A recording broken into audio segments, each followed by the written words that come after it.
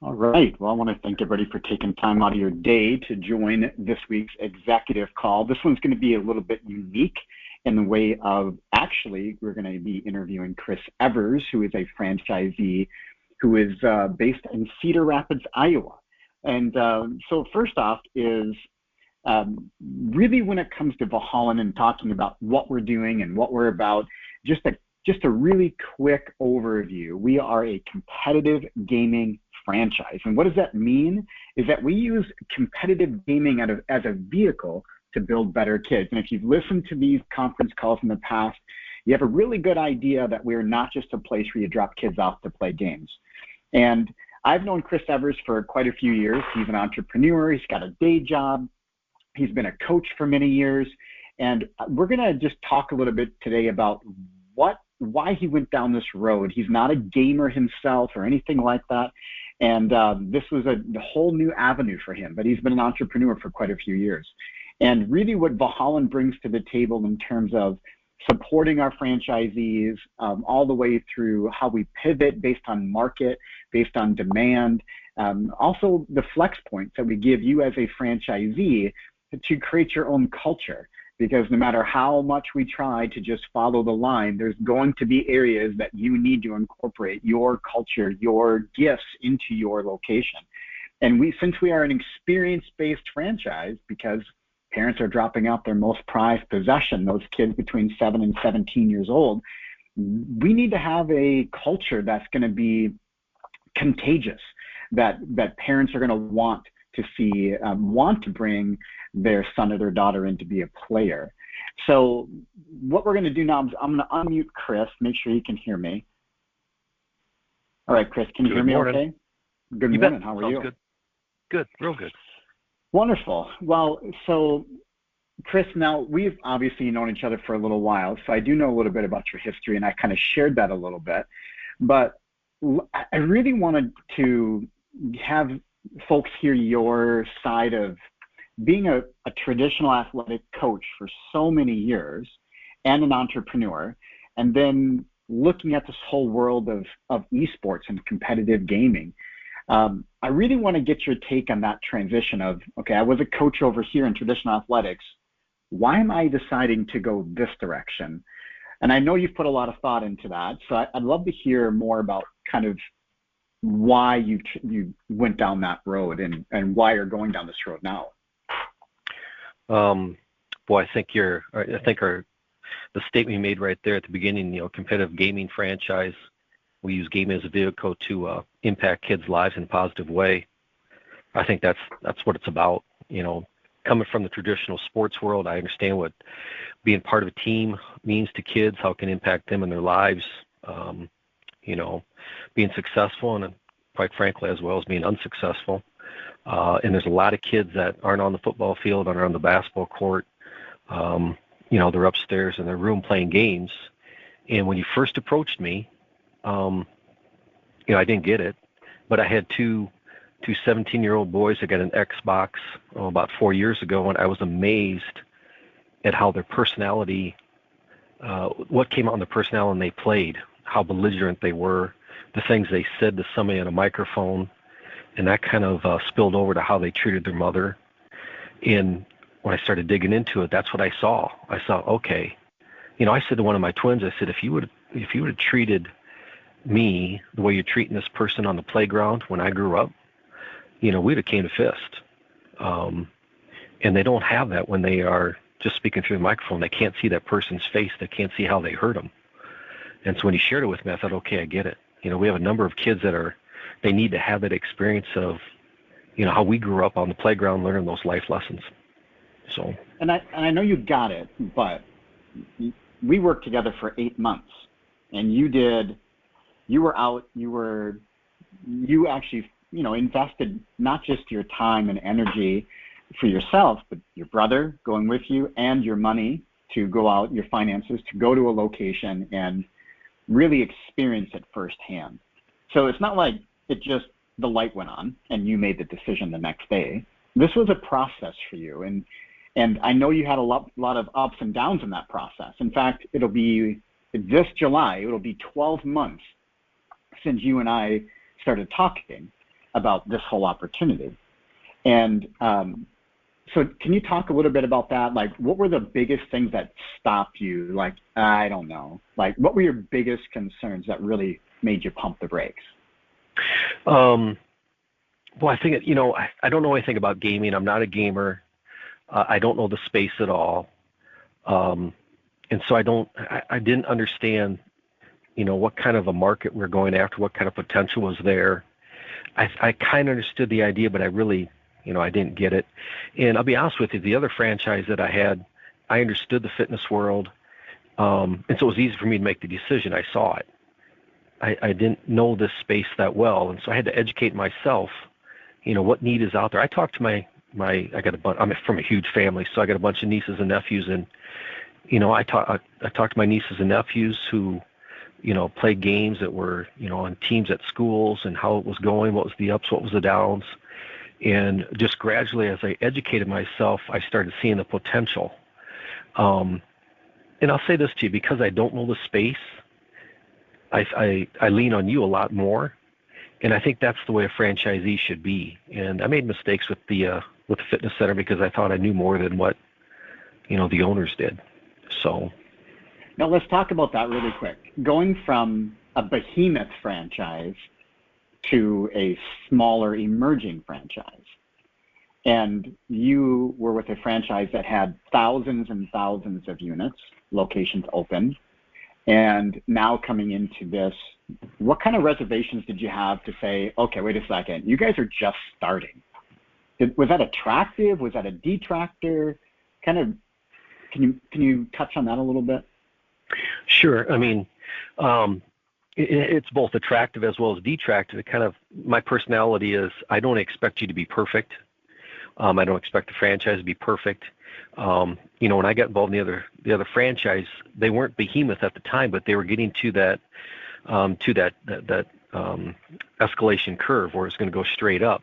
And so the franchise that I entered before and the one that I'm in now it's a different animal.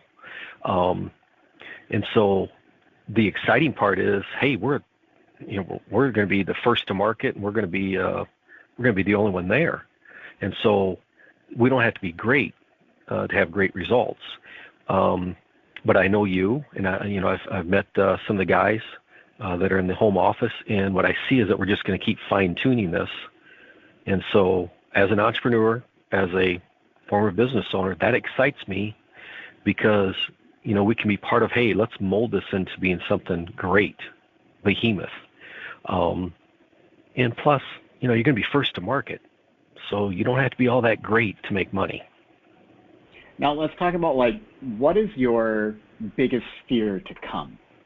Emerging franchise, new, we have 31 awarded territories. We have 2 locations open. We have, I believe right now, 7 signed leases.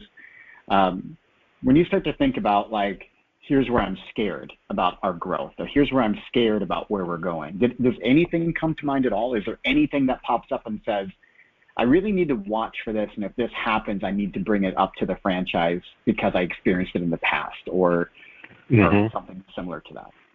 Yeah, I'm gonna revert back to the successes that I've had in life and the failures. Every team that I coached was not the most talented. The ones that were the most successful were not the most talented, but the most successful teams had the right culture. They had the right mindset of team. And with the other franchise I was in, we had a couple franchisees. We had a couple franchise owners that they were cutthroat, and they weren't part of the team. They had their own little thing going. And that really, I think that hurt our market penetration. It hurt our brand. And so one of the concerns I have is, the same thing in this, is that there's going to be people that are going to have the idea of the month club. They're not going to be on the same page as what the franchisee wants us to be on. We all have to be the same cadence. I mean, what you said there, we're a competitive gaming facility or competitive gaming franchise. We all need to say the same thing because that's going to build our brand. It's going to escalate it instead of having little bits and pieces. Hey, this is what we do, and we just can't get the market to understand. Yeah, and that's where it comes into where people, I think a lot of folks misunderstand this and maybe don't see it in the beginning, but franchisees get together and they create their own little silos versus this tribal messaging approach. And it's not about a single franchisee creating a silo. It's really about multiple franchisees getting together and creating a little silo. So I definitely see what you're saying with that. Yeah, amen. When it comes to your coaching side of it, your coaching experience and the traditional athletics to now looking at this, you sent over to me in a text message a pretty cool testimony. Can you touch on that a little bit about something that really opened your eyes? Now, this, if I remember correctly, this is before you becoming a franchisee. Is this with my nephew's stepson who didn't say anything? Yeah, this was. So let me backtrack a little bit. I'm serious about this, and I tell Marty I want to see one in action, and so make arrangements to go down to North Carolina to visit Matt's location. And I brought my brother Steve along because he's been one of my mentors, and I just need outside eyes to look at it, okay? And my brother Steve's very conservative, very successful. He's had a couple franchises of his own. And, after we visited with Matt, we saw the facility. We say, yep, we see potential here. We see, great potential. And now my brother Steve has never been in coaching, but he knows I have a passion for coaching. On my resume, you'll see impacting kids' lives in a positive way, because I think that comes back to you tenfold. And one of the things he said to me is this: I can see a lot of kids benefiting from this, okay? And I could too. And then I had kind of a double epiphany moment. We're at a family event, and it was after I bought my franchise, Marty, because it was Easter. And so, or maybe it wasn't. I can't remember. Anyway, it doesn't matter. I'm having a conversation with my niece, and in hearing distance is my niece's nephew, which is a step nephew. Her brother has a child, and this young man is a senior in high school. He's up to this point in time, he has maybe said 10 words to me.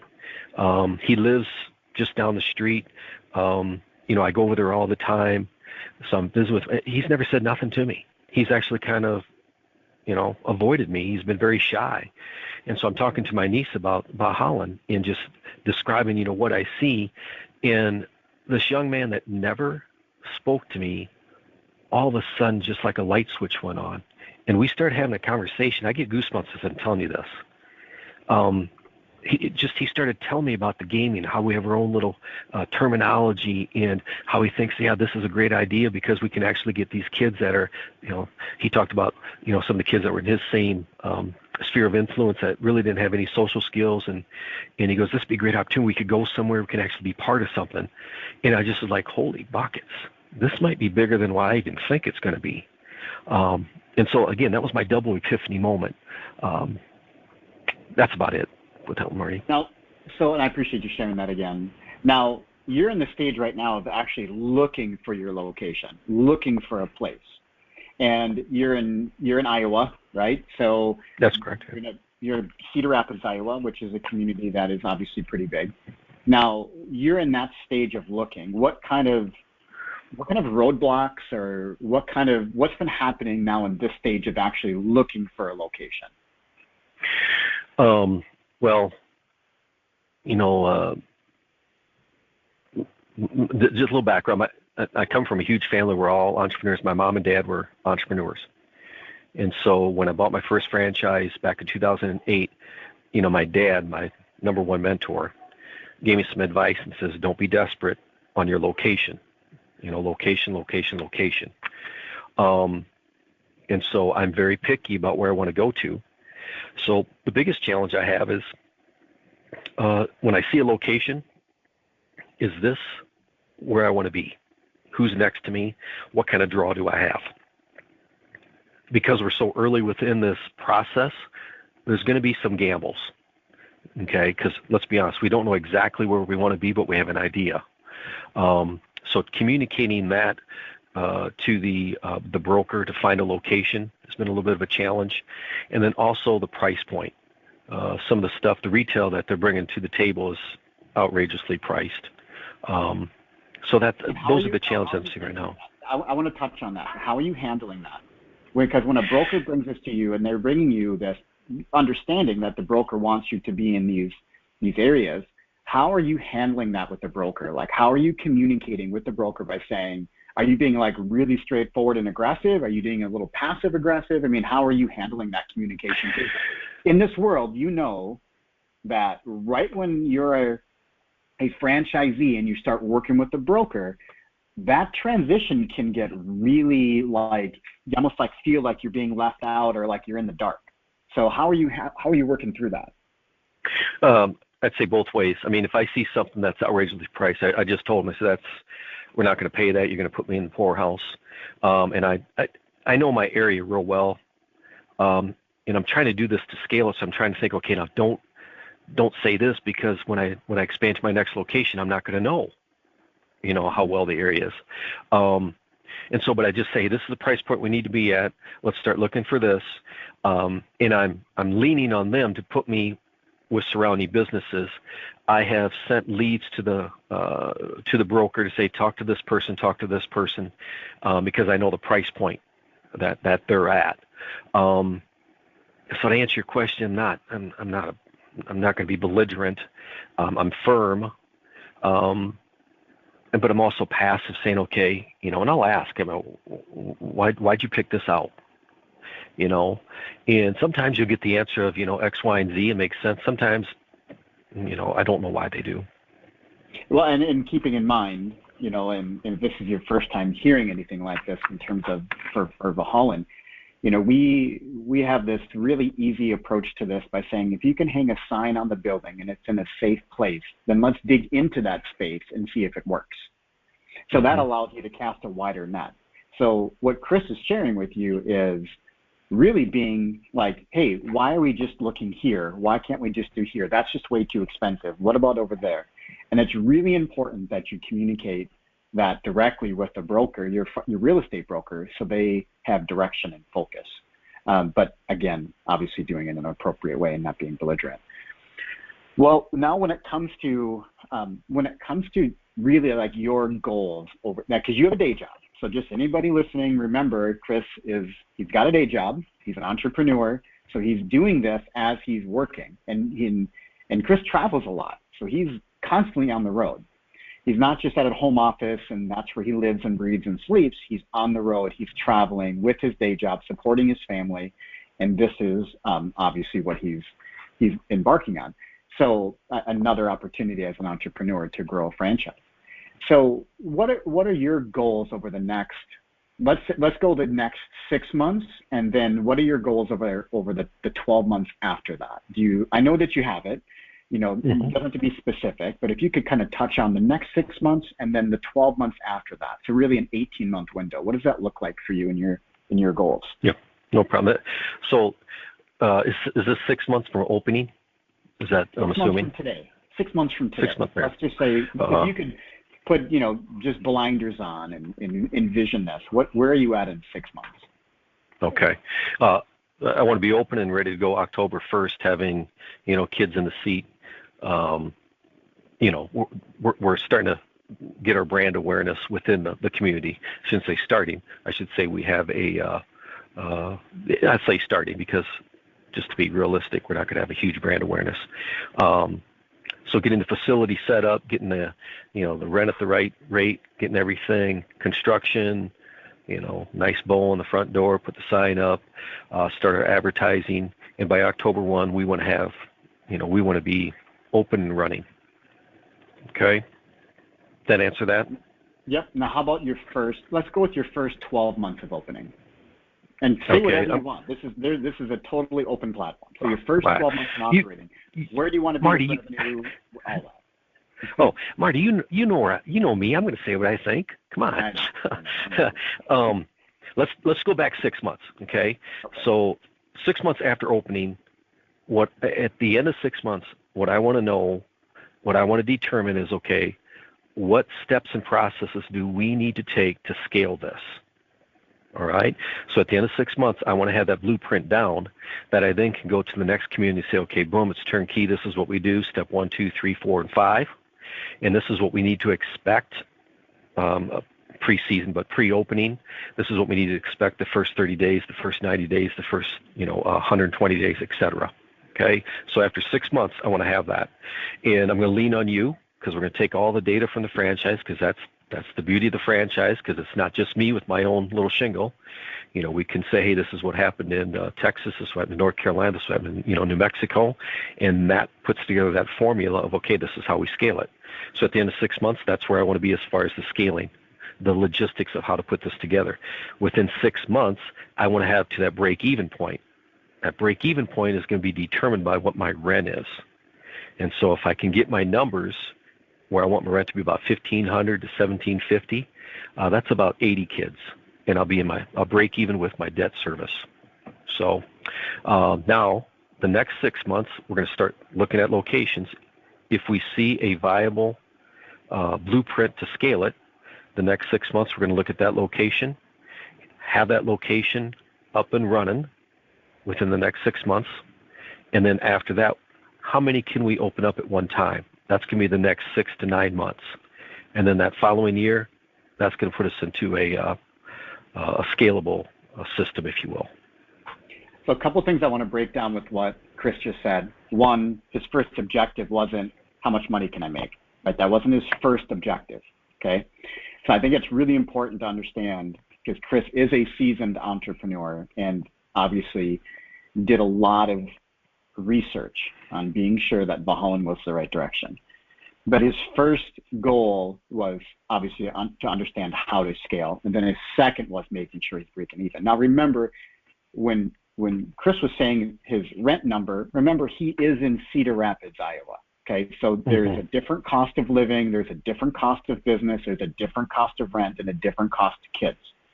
So if I had David Glick on from Syosset, New York, you're going to hear completely different numbers. Numbers from rent costs, numbers from starting what he's going to be charging his kids to how he wants to scale, okay? So keep that in mind when you're listening and understanding when Chris drops the $1,500 to $1,700 a month in rent, you've got to remember he's in Cedar Rapids, Iowa. And that is going to be a different cost of living. It's not belittling the market, it's just a different market.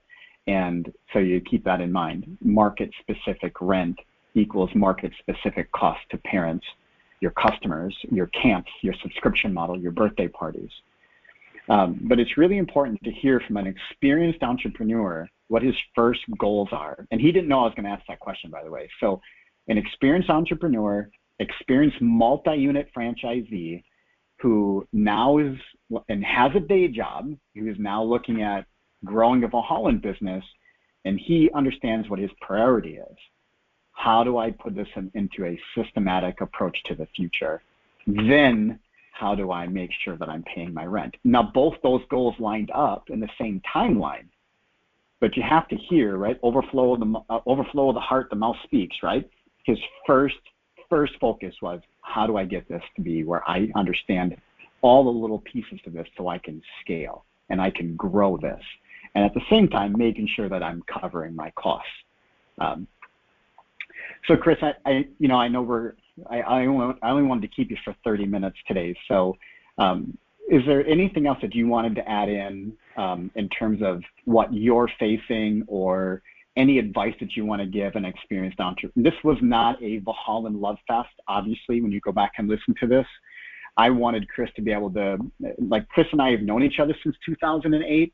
So a little disclaimer there, we've known each other for a long time. And I knew he was going to be very direct and honest and not try to tailor this in any way whatsoever. But I do know that he can bring a lot of value to the table for anybody looking to go down this road, whether you're a franchisee already, looking to be a multi-unit franchisee, or this is your first time stepping into a franchise. I knew that Chris could bring a lot of wisdom and understanding and honesty to, obviously, how he's doing things and what he sees. So, just any last parting thoughts or ideas, Chris, that you want to be able to share at all? Yeah, I got a couple things that really want to reiterate. We're in a franchise, and we all need to understand that we're part of the team, okay? I'm going to go back to my coaching. The teams that failed, the running back had to be the star, so he was off on his own little little game plan. He might have been the best running back I ever had, but he didn't have the most yards because he was off on his own. And again, the best teams are the ones that were all on the same page. And because we're in a franchise, we're across the nation, Marty can take all those statistics that we send to him, and he can put that into the old grinder, and what pops out is our processes and our systems to make us all better. And that's the one thing within a franchise that we have to do, is we have to get on the same page that this brand, we want to make this brand the only brand in the space. And no matter where we're at, if we're in Millville, Iowa, town of 300, or we're in New York City and we see Valhalla, that person knows, oh, that's a committed gaming business. And they know exactly what we're doing. And so the cadence of, the message we're sending, let's all get on the same page. If you have a good idea, I'd love it if Marty would say, hey, you got a good idea, send it in. Have the grinder and we'll put it through the ringer, and, I'll pop something great. Second thing is this. I'm going to share something that I got from my fitness franchise that really revolutionized my business, my fitness business, as well as my medical sales business. And just so people know, my day job, I have the fitness franchise, but I have people in place that run that. I'm not there day to day. I actually am on the road selling medical sales. So I spend a lot of time in hotel rooms. The thing that really impacted my franchise was a book called 4DX by Stephen Covey. And 4DX basically talks about where you spending your time. Are you spending your time on tasks that are going to make the cash register ring? Or are you spending your time on meaningless, task? And so I encourage everybody to kind of dig into that book. And then we're going to lean on you, Marty. We're going to say, hey, Marty, what are the primary tasks to make this thing hum? And then at least I know I'm going to actually implement that into my my systems for my managers, my coaches. Those best practices, for sure. Mm-hmm. Well, hey, Chris, thanks for your time. I know you're in the middle of a busy workday, so I do appreciate you jumping on and joining, and taking time. And I appreciate everybody who joined in today. We had I think we had 30 or 40 folks register in, and this will obviously be listened to quite a bit. So thanks for taking the time out of your day to join today. Chris, thanks for taking the time out of your day and sharing so much great information. I really do appreciate it. And Marty, thanks for being awesome, brother. Thank you for being awesome. All right. Thanks, everybody. Have a good rest of your day. Thanks. See you. Bye-bye.